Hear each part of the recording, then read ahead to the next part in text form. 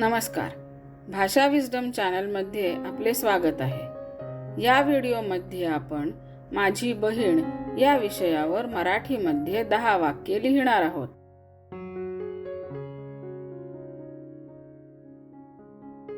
माझ्या बहिणीचे नाव कविता आहे.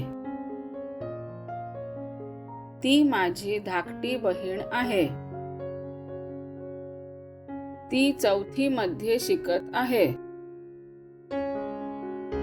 आम्ही दोघीही एकाच शाळेत शिकतो. तिचे हस्ताक्षर सुंदर आहे. तिला गाण्याची खूप आवड आहे.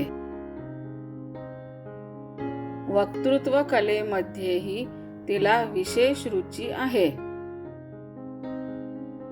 पुरणपोळी हा तिचा आवडता गोड पदार्थ आहे.